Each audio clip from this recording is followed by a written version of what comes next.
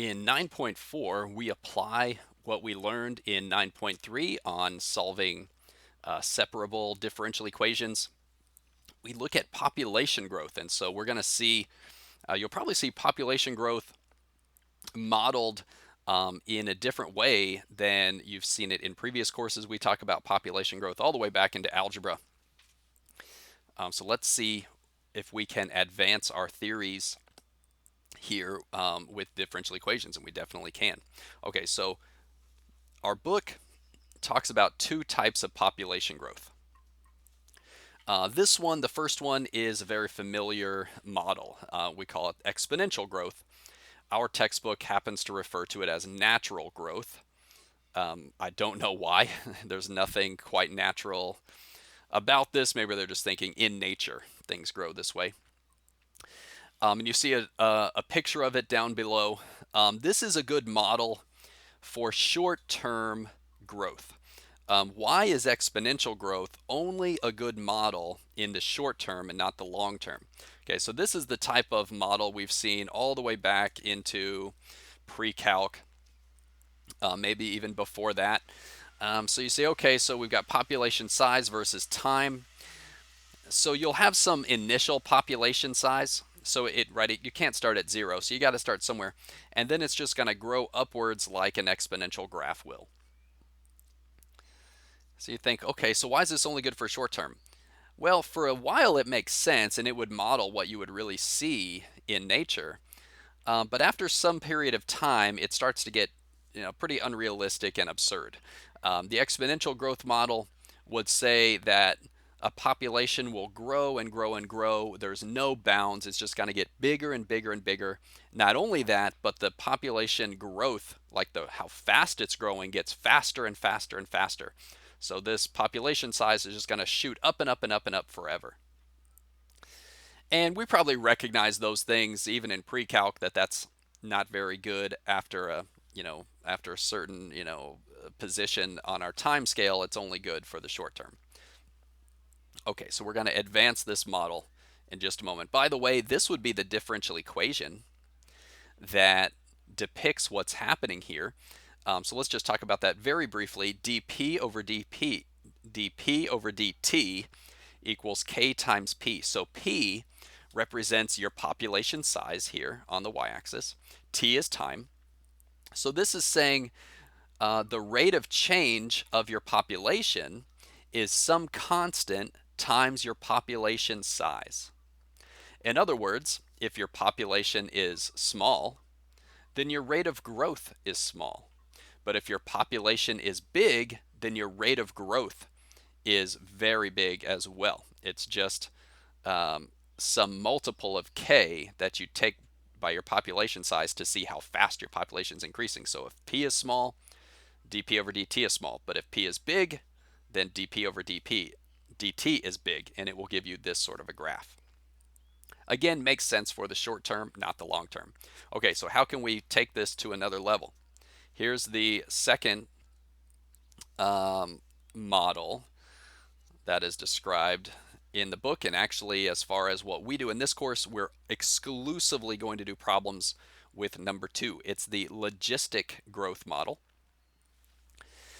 So in this model, we take into account limiting factors that the exponential growth does not, right? So we recognize that this exponential growth is absurd because there's not an unlimited number of resources for our population. There's probably only so much space for our population, right? It's probably not bigger than the Earth itself, right? There's only so much food to go around, and et cetera, et cetera. Okay, water, right? We get it. So a logistic growth model takes those things into account. So now we are taking into account there's only a limited amount of space. There's only a limited amount of food and resources and that sort of thing. Here's what it looks like. So we'll say, okay, again, population size and time. So you've got some initial population, and your population is going to start to grow very much like the exponential model. So at first, it looks maybe almost identical there. But then after a certain point, you cross some threshold, and although your population size is still increasing, it's leveling off, and it will never go past this certain value here that we call M. So this model is very good for the short term and the long term because it doesn't let our population just grow forever and ever. Okay, so let me kind of bring this down a bit. What is that M? So M, we're thinking of it as the maximum possible population size. Your population will approach the maximum possible size, but it will never actually reach it. Okay, let me just show you what we got here. I'll just show you all this. All right, so here's the differential equation that goes with the logistic growth model. And it looks a bit intimidating at first, but there's some familiar elements. It starts with dp over dt, so that is telling us how fast the population size is changing. And it begins with k times p. That's exactly the exponential growth.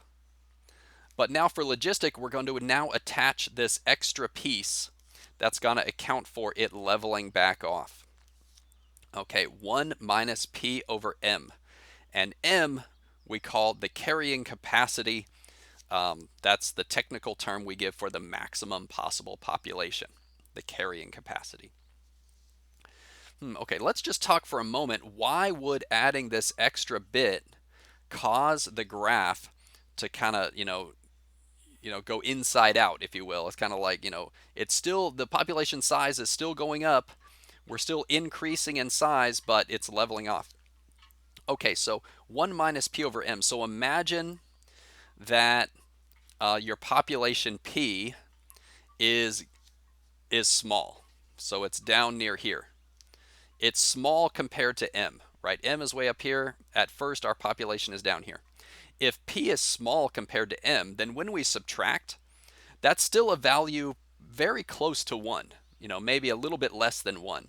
So when that number gets multiplied here, okay, well, then that just means your rate of growth is a little bit smaller than it would have been in the exponential model. But it's still pretty close to that because this number is just a tiny bit under 1. But now if p starts to creep up near m, say you're out here, and your population is getting near that value of m, well, p over m, this is going to be very close to 1. So when you subtract, it's going to be a positive number, but getting closer and closer to 0. So when you then multiply that here by the rest of it, you'll still end up with a positive rate of change, but the closer p gets to m, the closer this whole thing gets to 0, and the closer your rate of change gets to 0, and so we see it starts to level off and becomes more and more horizontal. It will never go perfectly horizontal. It's going to creep up to that, right, forever. The idea is you never actually reach the carrying capacity in these kind of models, but that's the idea. So hopefully that makes sense. And then we've got just this summary here at the bottom. As population size nears m, the rate of growth is still positive but slows drastically. It gets closer and closer to 0. Okay. So what are we going to do with this? So it turns out we have this differential equation right here. We're going to attempt to solve that differential equation, and then we're going to look at some questions. So I think that's enough for this video. We introduced it. Let's get to solving that differential equation in the next.